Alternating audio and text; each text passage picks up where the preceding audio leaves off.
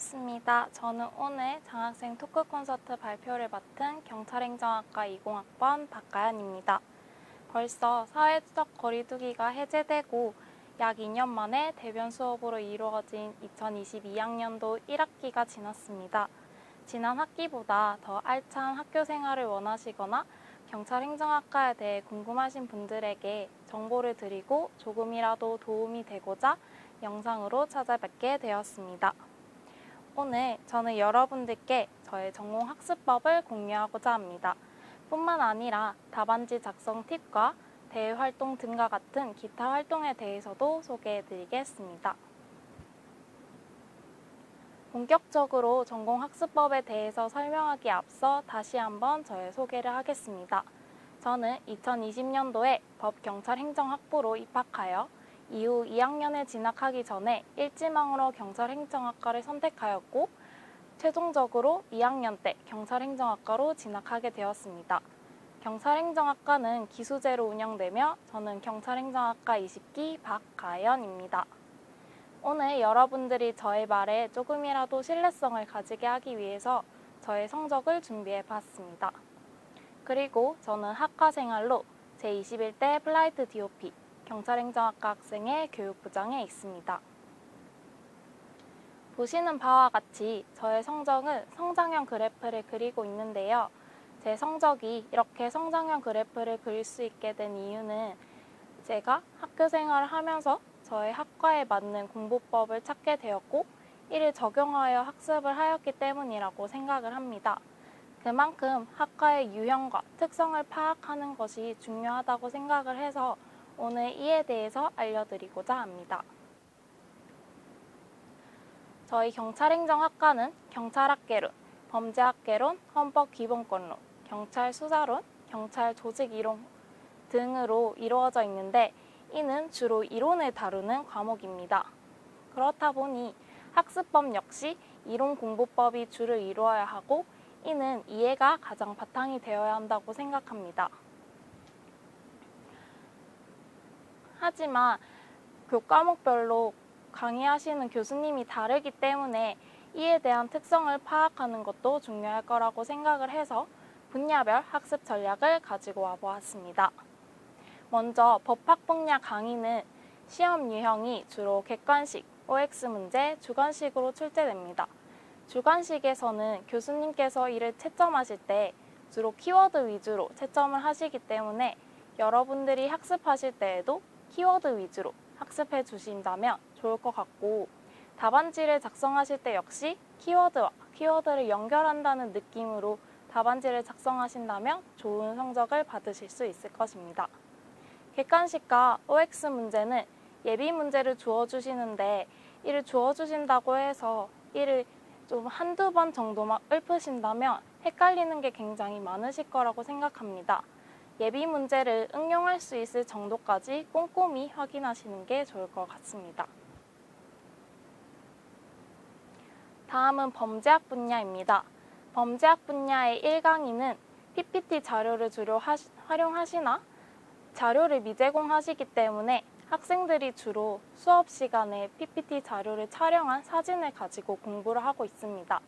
또 해당 강의는 시험 범위가 약 PPT 300장이 넘는 분량이기 때문에 시험 공부를 미리미리 하시는 것을 추천드립니다. 또 두 번째 강의는 이 강의에서 사용하는 교재 특성상 하나의 개념에 대한 정보가 매우 흩어져 있는 편입니다.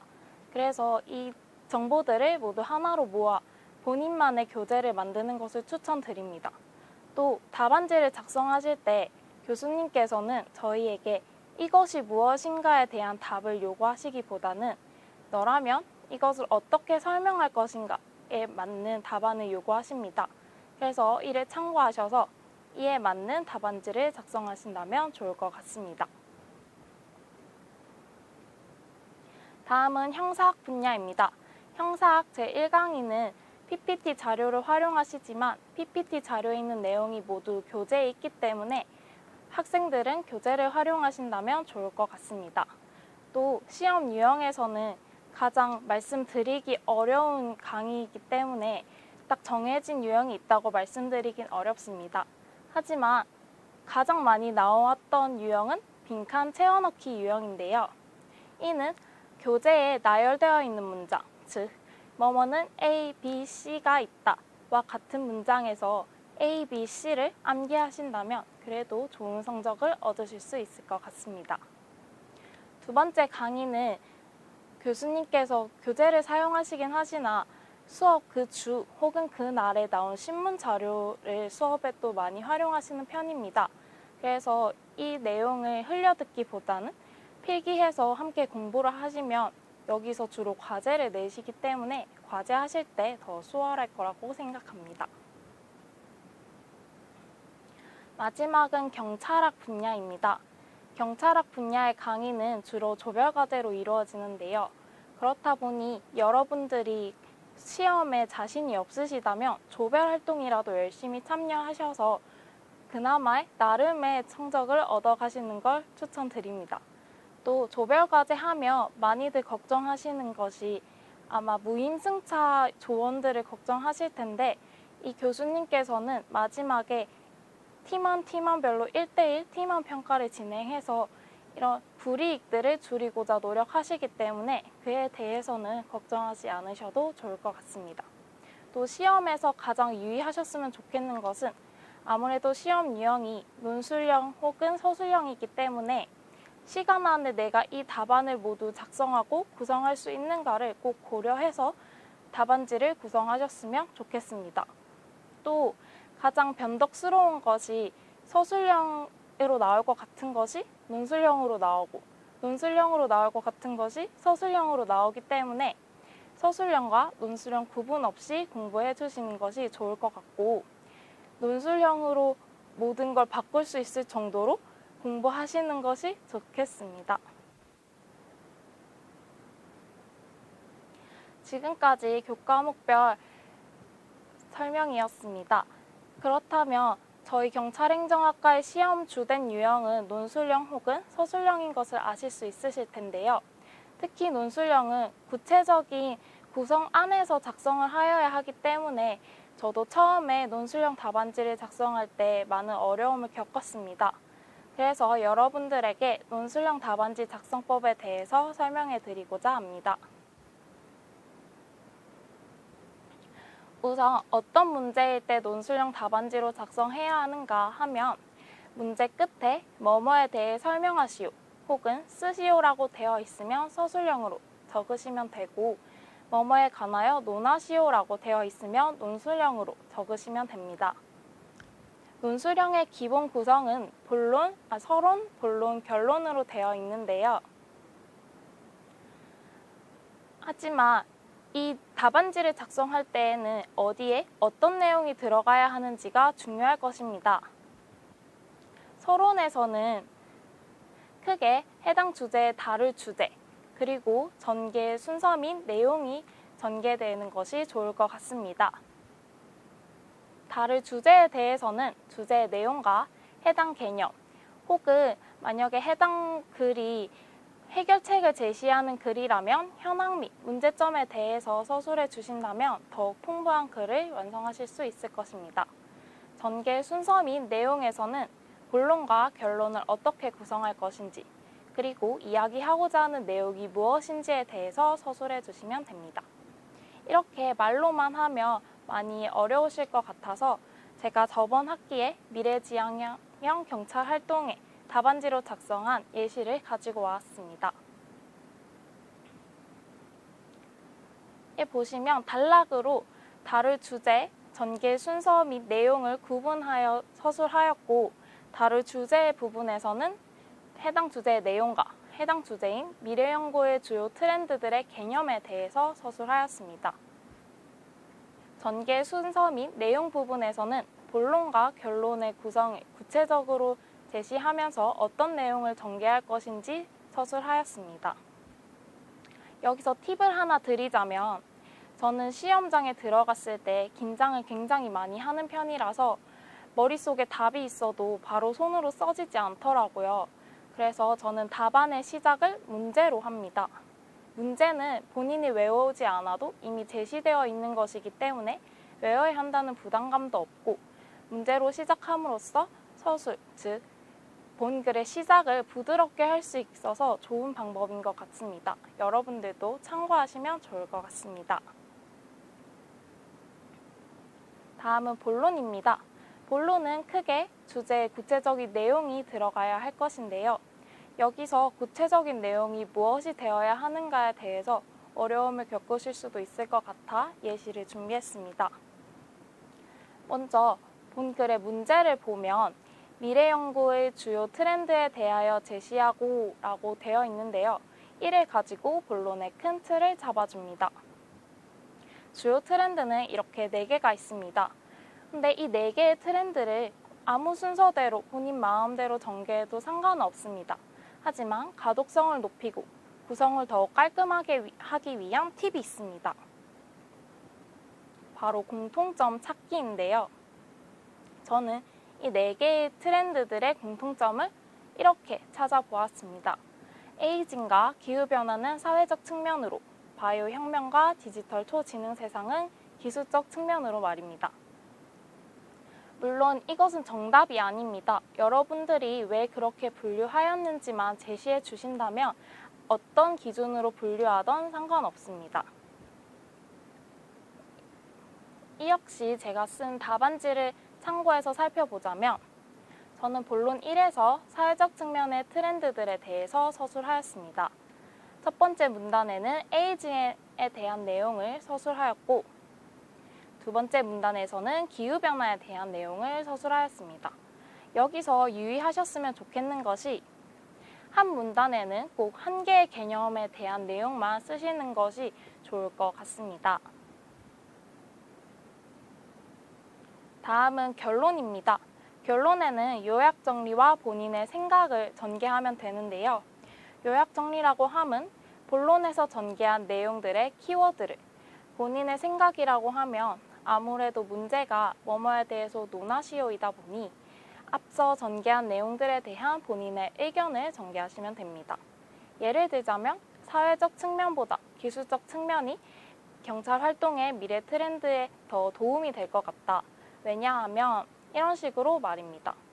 그런데 여기서 저희가 이 글을 작성하는 이유가 논문을 쓰거나 혹은 어떤 대회에 참여하거나 이런 게 아니라 한 시험의 답안지로서 작성하는 것이기 때문에 이 답안지를 매기는 것 교수님이십니다. 그래서 교수님께서 평소 수업 시간에 언급하셨던 사상이나 생각 혹은 방향으로 본인의 의견을 전개하신다면 그래도 좋은 성적을 얻는 첫걸음이라고 생각합니다. 그리고 제가 앞서 분류에 대해서 설명을 할 때 본인이 왜 그렇게 분류했는지에 대한 이유만 제시하신다면 어떠한 기준으로 분류해도 상관없다고 말씀드렸습니다. 이 분류의 이유를 이 결론, 즉 요약 파트 전에 제시해 주신다면 조금 더 부드럽게 이유를 제시하실 수 있을 것 같습니다. 지금까지 답안지 작성법에 대한 내용이었습니다. 그런데 이렇게 답안지를 작성하기 위해서는 어떤 내용을 써야 하는지 알아야 하잖아요. 그래서 그것에 대해서 공부하는 저만의 학습 전략에 대해서도 간략히 설명하고자 합니다.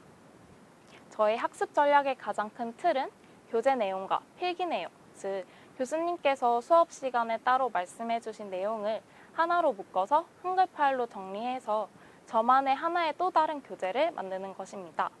이렇게 하면 제가 제 언어로 정리하고 제 어투로 정리하기 때문에 공부를 할 때 더 효율적으로 공부할 수 있고 또 무거운 전공책을 시험 공부할 때마다 들고 다니지 않아도 된다는 장점이 있습니다. 이건 제가 실제로 정리했던 자료인데요. 저는 이렇게 큰 제목으로 구분해서 정리를 하고 들여쓰기를 통해서 무엇이 주제이고 부주제인지 한눈에 알아볼 수 있도록 정리를 합니다. 그리고 여기 벗은 교수님께서 따로 말씀해 주신 내용을 교재 내용과 융합시켜서 정리한 것입니다. 이렇게 하면 더 가성비 있는 학습을 하실 수 있을 거라고 생각합니다. 저는 이렇게 정리한 자료를 3에서 4회독 정도 하며 암기합니다. 암기할 때 기본이 되는 것은 목차 구성인데요. 저는 뼈대를 붙여나가며 목차 구성으로 암기를 합니다. 예를 들자면 미래 연구 주요 트렌드에는 크게 사회적 차원, 기술적 차원이 있었고, 그러면 사회적 차원에는 에이징과 기후변화, 기술적 차원에는 바이오 혁명과 디지털이 있었다. 이런 식으로 암기해 나가는 편입니다.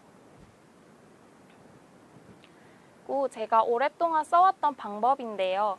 저는 최후의 상황, 즉 시험 시간에 뇌가 기억을 하지 못할 때에는 눈이라도 기억을 해야 한다라고 생각을 해서 눈에 띄는 형광펜들로 잘 외워지지 않는 부분들을 색칠해서 암기합니다.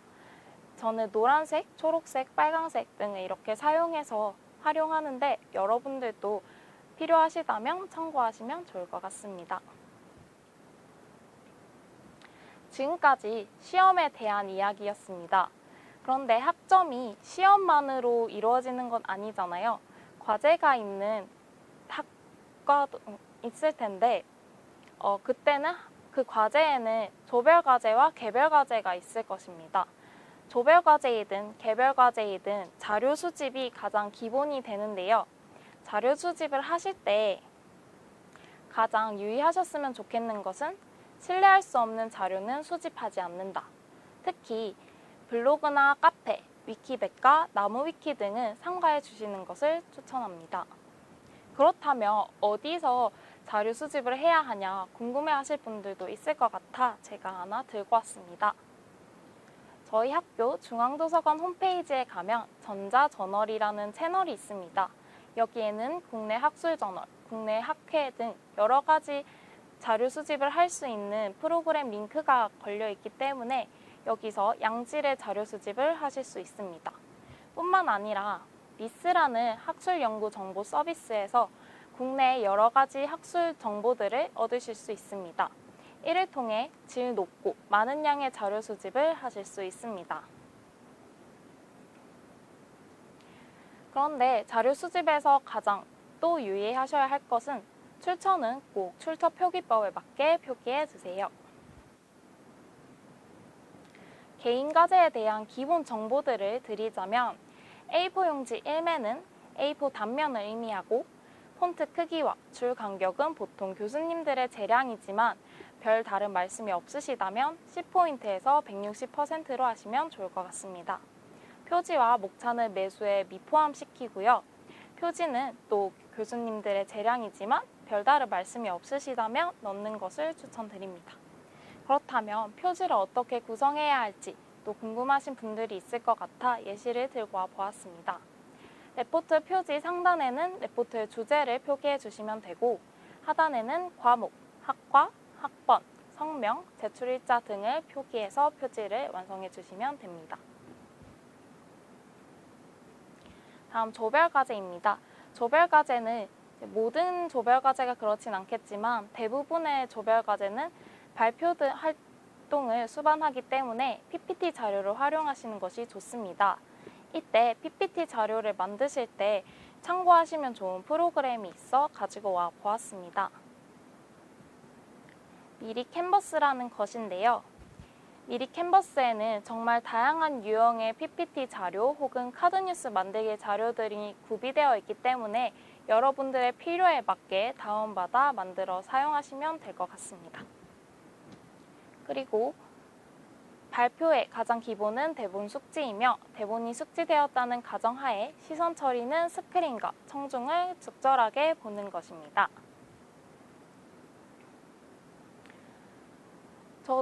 지금까지 제가 저 나름의 우수한 학점을 받았을 때 도움이 되었던 정보들을 말씀드렸는데요. 저도 물론 처음부터 이렇게 좋은 정보들을 가지고 있었던 것도 아니고 여러분들에게 소개해 드릴 만큼의 학습법을 가지고 있었던 것도 아닙니다. 제가 처음 친구들과 공부를 시작했을 때 저는 항상 뒤쳐져 있었습니다. 그래서 일주일 먼저 시작해보고 2주일 먼저 시작을 해봤지만 결국 지치는 건 저였고 그럴수록 효율성은 더 떨어졌습니다. 그때 친구 중에 한 명이 그렇게 손필기로 하면 힘들고 시간이 오래 걸리지 않냐라는 말을 했었는데 그때 고개를 들어 다른 친구들을 보니 다른 친구들은 다들 워드 정리로 공부를 시작하고 있더라고요. 그래서 저도 그것을 보고 내가 아날로그를 고집할 것이 아니라 시간의 효율성을 따져야겠다라고 생각을 해서 워드 정리로 학습법을 바꾸었더니 정말 50% 정도의 시간이 남았습니다. 그래서 그 시간을 활용해서 1, 2회독 정도를 더 할 수 있었고 더 효율적으로 공부할 수 있게 되었습니다. 여러분들만큼이라도 돌아가지 않고 바로 올바른 길로 가셨으면 좋겠다는 생각에 말씀드려보았습니다. 그런데 학교 생활이 사실 시험 그리고 학점에만 있는 게 아니잖아요. 여러 대외 활동과 같은 기타 활동이 있을 텐데 이에 대해서도 오늘 설명해 드리겠습니다. 먼저 대외 활동은 크게 봉사활동과 서포터즈로 나눌 수 있는데요. 이들의 공통점은 동의대학교 학생들을 대상으로 하는 활동도 있겠지만 대부분 부산시 혹은 전국 단위의 대학교, 사회인들을 대상으로 모집합니다. 그렇다 보니까 정말 많은 경험을 할 수 있고 저는 개인적으로 대외 활동의 장점이라고 느끼는 것은 개인적으로 할 수 없는 활동들을 내가 해볼 수 있다는 것이라고 느꼈습니다. 저는 부산시 디지털 성범죄 모니터링 서포터즈 단으로 활동을 했었는데요. 이제 서비스들이